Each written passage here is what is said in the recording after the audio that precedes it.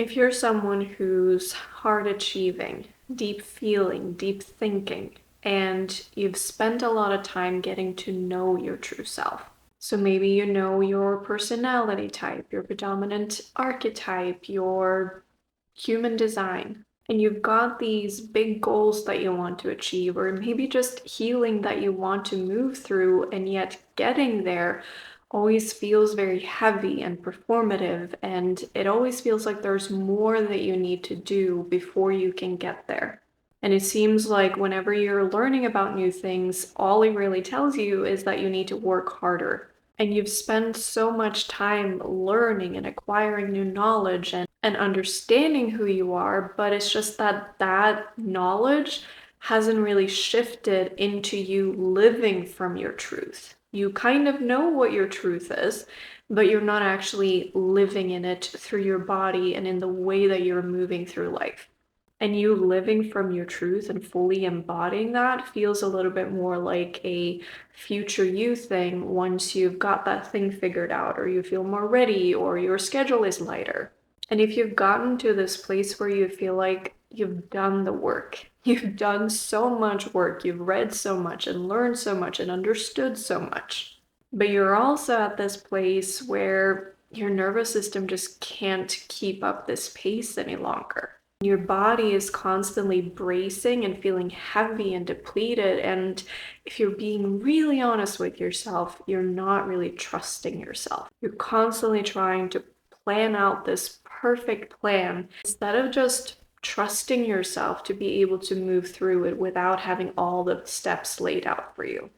And if this is you, then the problem isn't that you need to do more. There are no books or strategies or courses that you need to read or take or learn from that are somehow going to fix everything. And it's not that you need to work harder before you can have what you need and live from your truth.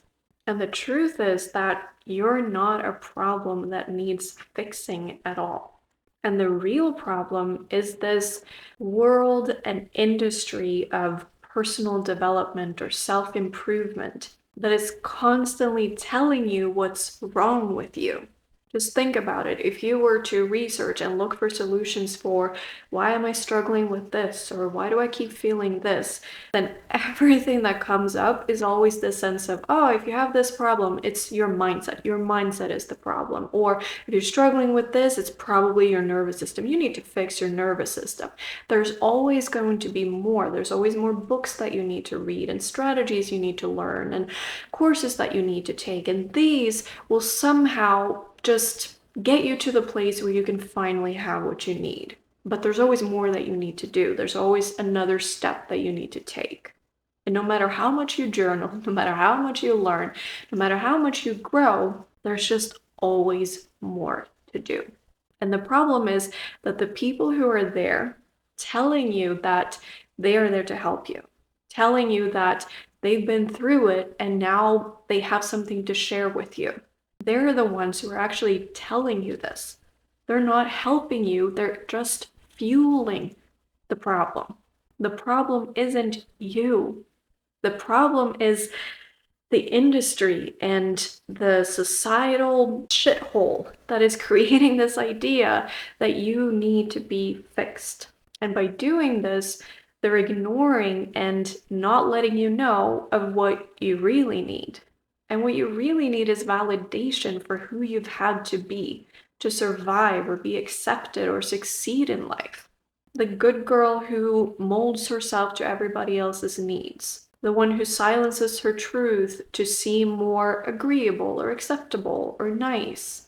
Or the overachiever who constantly performs and overworks herself just so that she can get that sense of validation and recognition that she should have gotten without all that performance. And I want to back up a little bit and kind of walk you through this and essentially try to tell you why I'm right about this. So I personally spent several years in the sort of personal development, self-improvement industry.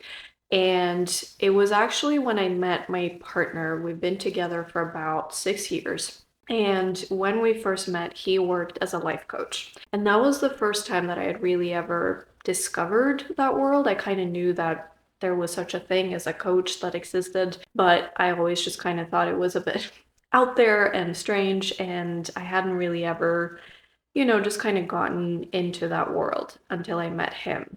And when I met him and he started talking about things, and to begin with, I thought it was strange, but over time, I kind of got just really excited about that world. And I just dove right in. And it was so exciting to me, and it just seemed so promising. And there were so many, beautiful things available. But that's kind of where I stayed for several years. And up until about maybe 6 months ago or 8 months ago or something like that, I was still kind of in that industry. And I even thought of myself as someone who wanted to work in that industry.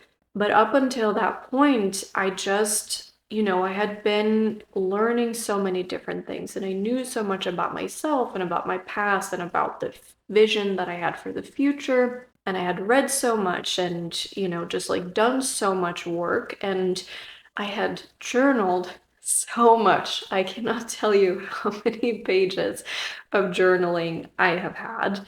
And just like that was kind of the rhythm that I was in. Anytime that I felt something unpleasant or if there was just something I was struggling in, it was just like the natural thing for me to do was go and journal about it and dive deep into it and try to understand it and rework it and kind of like shift it into something more empowering. And I just got to this point where I just felt so tired and depleted and just really like blah. And I just felt this sense of like, there's just never ending. The sense of there's always something more to do. And every time I felt like I just had to go and journal about it and kind of figure it out. And it just felt like every time I had some sort of shift or insight or epiphany, something that I kind of understood about myself, it stopped feeling exciting and it just felt like, great, that's another thing. But let's face it, there's going to be another thing before I can get to where I really want to go. And that felt really demotivating. And it just felt like, okay, I've gotten over this hurdle, but let's face it, there's going to be another one before I can have what I really need, before I can really live in my truth, before I can really go for what I really desire. And that's when I started to have this epiphany. And I just started to think, like, this feeling really sucks. And I keep feeling like what I'm really doing is just, it's like I'm going in to fix myself. And it's almost like this old car that just, every time you kind of fix one thing, it's like something else breaks and you have to pop the hood again and go and tweak and make changes. And I felt like I was operating on myself as that.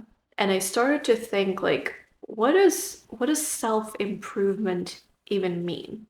Like, what does that actually tell us? Because if self-improvement is the goal, the concept, the industry, that means that we are improving the self. Now, that must mean that the self needs improvement. You don't improve something that doesn't need to be improved. So the self needs improvement. That felt weird to me. That just doesn't sound right to me because that means that at one point or another, the self changed from being this wonderful, beautiful, happy little child who was excited about the world, who was a loving being, who was joyful and truthful to themselves, who were angry when they felt angry and happy when they felt happy. And somewhere along the way, that self changed into someone who constantly needed to improve, something that needed improving.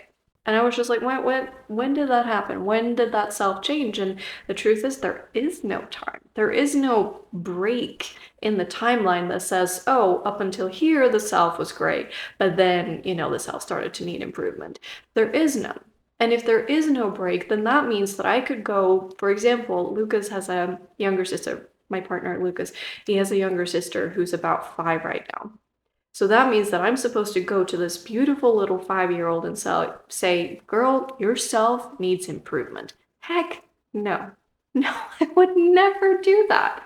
I can't even imagine doing that. And yet that's what we're doing with ourselves every single day because we're telling ourselves, and this industry is telling us, that our self needs improvement.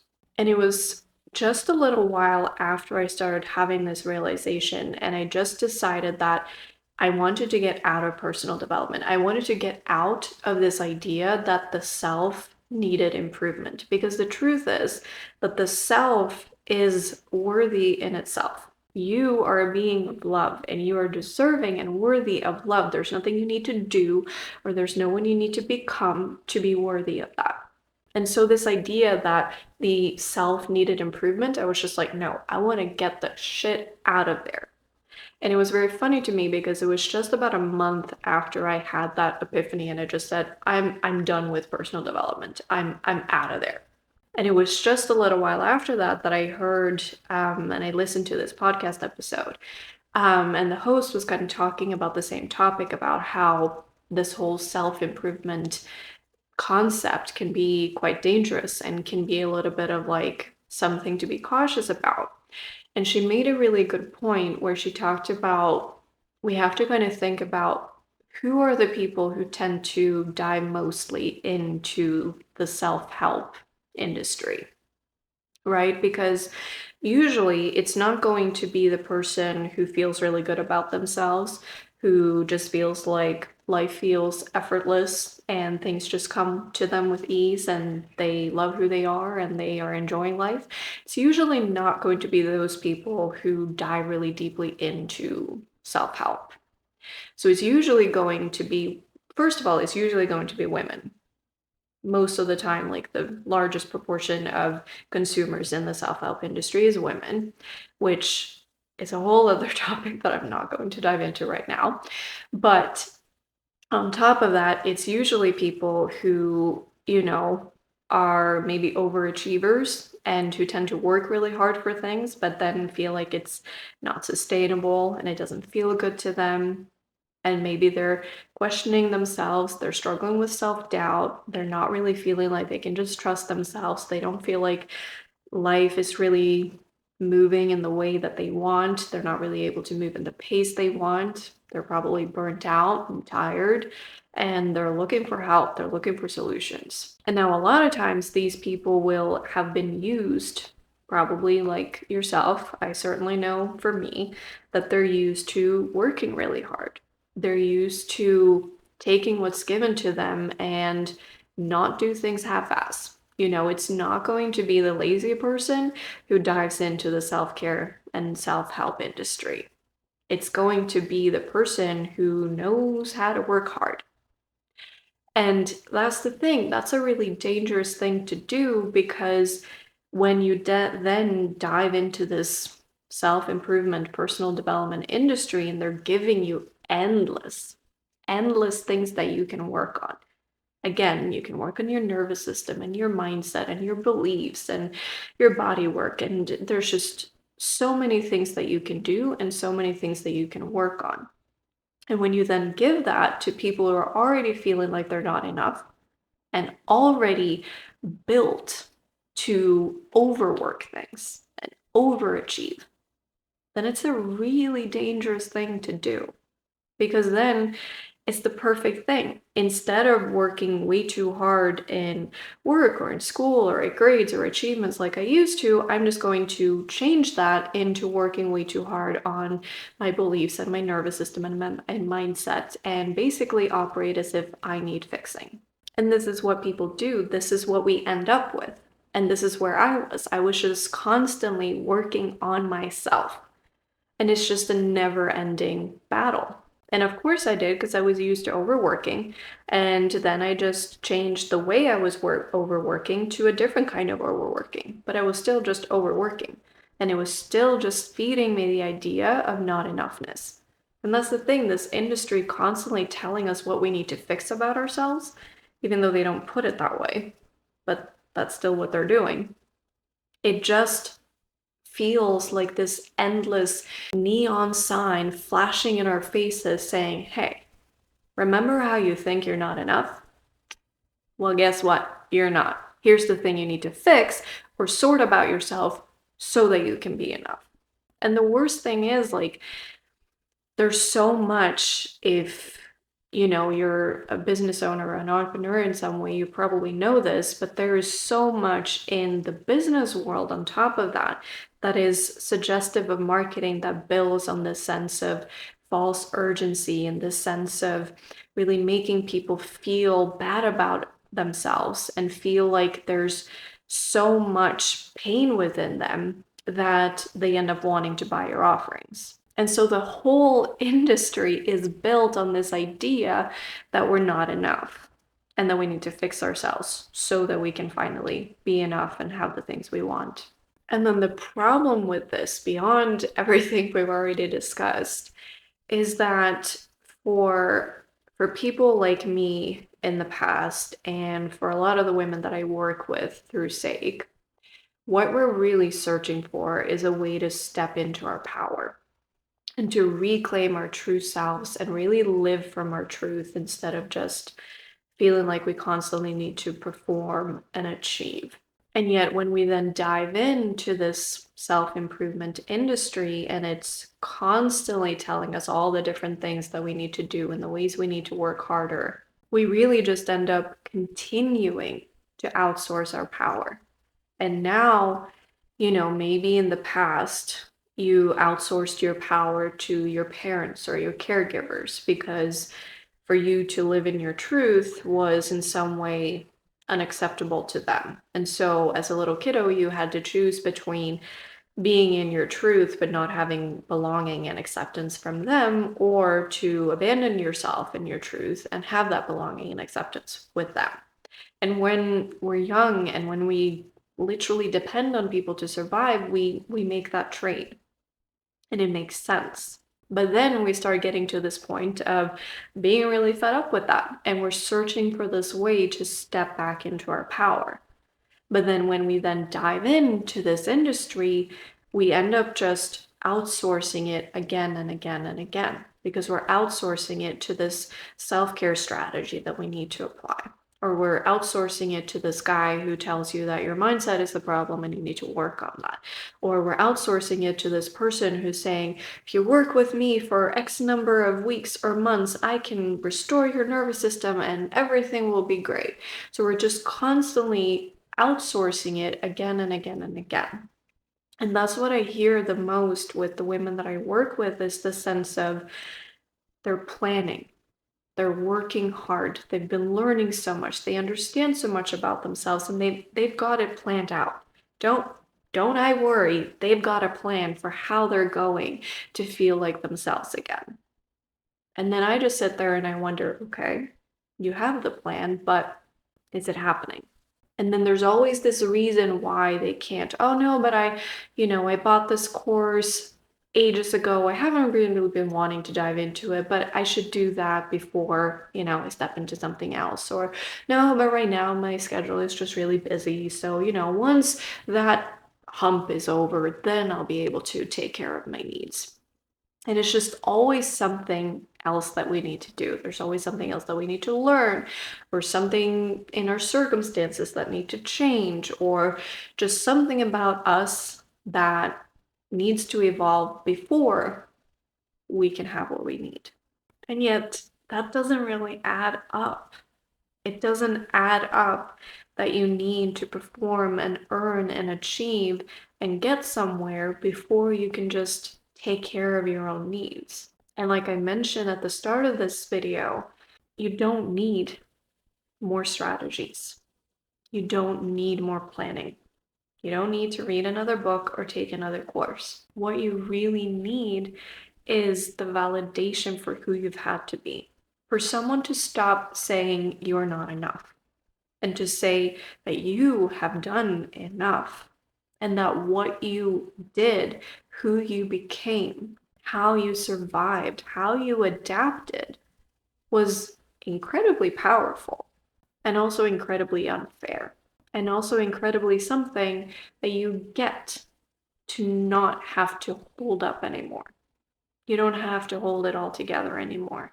You don't have to perform or achieve to get what you just inherently deserve. And also, you need that permission to be who you truly are. You need the permission to own your full authentic self, to listen to your intuition, to stop looking for the next person who has the solution or knows what's right for you. And instead, you need that permission to say, I know what's right for me. My intuition knows what's right for me. And what you need is for people to stop saying that there's something wrong with you and that there's not enoughness in you, and that the way that you're dealing with things and the way that you're moving through things is somehow wrong or not enough. And what you need is the encouragement and space to feel, instead of the sense of wondering of what's wrong with me and why can't I do it the way that they're doing things and why doesn't it work for me? Why is it so much harder for me? To feel the sense of, it does make sense that I feel this way. I do see how I needed to work harder and strive more because of other people and the way that I adapted to fit with them.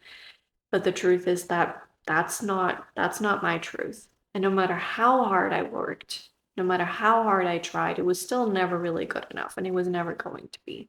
Not because of me, but because of them. And honestly, I feel like this is something that is very, very tricky because so much of the world does not validate that for us. But the truth is that we need to stop looking less at ourselves in terms of looking for problems. And need to start looking more out there and discover the problems. Not so much to just sit around and blame our circumstances, but to point out how it makes sense that things became this way, or looking at why you ended up feeling like you had to earn your right to be loved and to be nourished and supported. And we need to kind of realize that it's not that you need more work, it's that they were never going to accept you and support you. And so you might as well just step away from that. Step away from the endless treadmill that just lets you work more and do harder, that lets you do more and work harder, and yet it's never enough. And the beauty is that when you stop outsourcing your power, when you stop looking at yourself as a project that needs fixing, you start realize that you already have it all within you. And that, I feel like, is one of the most important things. And the points for me with this video is that you are not the problem that needs fixing. You are the solution. You are your own solution. If you're wondering what to do with your career, for example, and you're questioning, do I go this way or do I go this way? The answer isn't gonna come to you by asking that guy or looking at what she did. It's gonna come by you tuning into yourself. You already have the answers. If you're looking for validation, if you're looking for encouragement, it's all within you already. You already have all the answers. And living from your truth, well, that starts in here. It doesn't start by you finding your truth in someone else's experience. It comes from you finding it within yourself. And when you stop looking for those external solutions to everything and you start tuning into your own power instead, you're able to actually kind of let go of that perfect plan and start living your truth with presence instead. And instead of dimming your power to seem more agreeable or nice, you start actually embodying it. You start living from it. You start dancing with and expressing it instead. And when you then start embodying that truth, living from that truth, and you step into your full authentic power, that's when things actually begin to shift. That's when relationships start feeling like less work and more acceptance and support. Because love starts feeling like something you're just inherently worthy of, something you own within yourself, not something you have to earn. Rest starts becoming a natural part of your day, not something that you get as a reward for earning it in the first place. Your goals start to feel exciting again instead of just feeling like this endless to-do list that already feels draining before you even start. But the thing is that that's not going to happen as long as you keep outsourcing your power, as long as you keep looking to other people, to these external solutions for how you need to fix yourself. And that just constantly remind you of the feeling that you've already been carrying, this feeling of what's wrong with me, and this feeling of not being enough. And that is why I got out of personal development. That is why when I had that insight of this whole self-improvement just makes no sense, I just stepped out of it. And the tricky thing is that I'm still very interested in and passionate about self-discovery and healing and growth and self-leadership. And the sad thing is that those are very meddled in with each other these days, and you don't quite know if someone is in the self-discovery space or in the self-improvement space. But once I had that shift and that epiphany about I'm going to stop fixing myself, then I also was able to make it very clear to myself whenever I read something or, I saw a pin on Pinterest or anything, I would just really check in with my body. And I would actually check in with myself on, is this just about fixing myself? Is this making me feel empowered, or is this making me feel like there's yet another thing I need to fix before I can have what I need and want? And then I just started shifting away from the people who built more not enoughness for me. And there were people that I had to unsubscribe from or just stop looking at all. Not because I think they intend to say that. And I need to make that in a point as well, that it's not that most of these people are intending to tell you that you're not enough. Or that if you ask them, why do you keep telling me to fix myself? They wouldn't say, well, here's why. They would say, no, no, no, that's not what I mean at all. But you can't do that work for them in terms of realizing, what messaging they're sharing with you and how they're just fueling the fire instead of alleviating it. That's not your work. Your work is to choose whether to stay or to go. And for me, there were a lot of people that I had to just look away from. And there were people that I just left in the background, and then I checked back in later and I looked at all the things they had posted, and I just decided, no, you just make me feel like I'm the problem. You just make me feel like I'm not enough. And I don't want to feel like that. And I don't know if you remember, but at the beginning of the video, or at some point here, I mentioned that I used to journal so much. And the thing is, I still love to journal. Like, I think it's a wonderful activity and it's super enjoyable and it's a great way to kind of just connect with myself. But I have journaled so much less in these past 6, 8 months or whatever it's been since I decided to no longer be in personal development. And I've really been able to move through things and actually feel them and experience them and do that instead of constantly just thinking about them or planning how I'm going to sort them. And on top of that, it's just allowed me to live way more from my truth than just know of it, but feel like I can't live in it yet because there's still, some things I need to fix or some things I need to realize or some things that I have to do more about.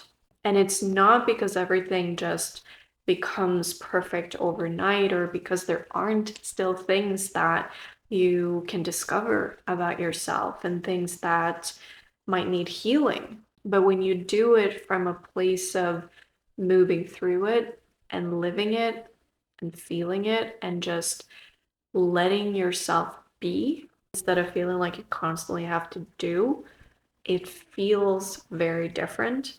and it creates completely different results, because it actually creates results because it's actually something that you're genuinely experiencing and needing. It's something that's coming to the surface and letting you know that, hey, this is something we're needing to move through right now. This is something that we're needing to resolve. Instead of what happens when you're just on that endless treadmill of feeling like you have to fix yourself, where you're kind of just looking for things and you're almost like finding problems where they weren't really there originally.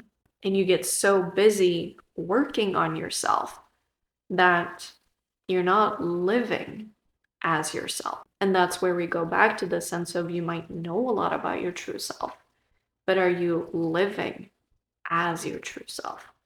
And from your truth, staying true to who you are and not who you've been expected to be, or told to be, or needed to be to succeed or to survive or be accepted. And so if I can send you anything today, it is a request or desire or just a please do this. And that is to get out of personal development. Get out of it. Because it is a rabbit hole. You will never reach the bottom of it. There will never be a day when there's not another course, not another strategy, not another tip or trick that you can adopt. And I'm not saying that because you won't necessarily ever take another course or join another community or learn something new about yourself. Again, self-discovery is wonderful, healing is wonderful, but not self-improvement, not personal development. And honestly, if you're wondering, how do I know the difference? Why or how can I tell which is which? It's actually very simple. Just check in on how you feel whenever you're reading something, whenever you're listening to something or watching something. And just ask yourself, does this make my body tense up? Did this make me feel like I'm the problem? Like I'm not enough? Like there's more work to do? Like there's more that I have to do to be worthy of what I really want? Or is this feeling like a relief? Is this feeling like this person gets me? Does this just feel like curiosity almost? The sense of, I get that now.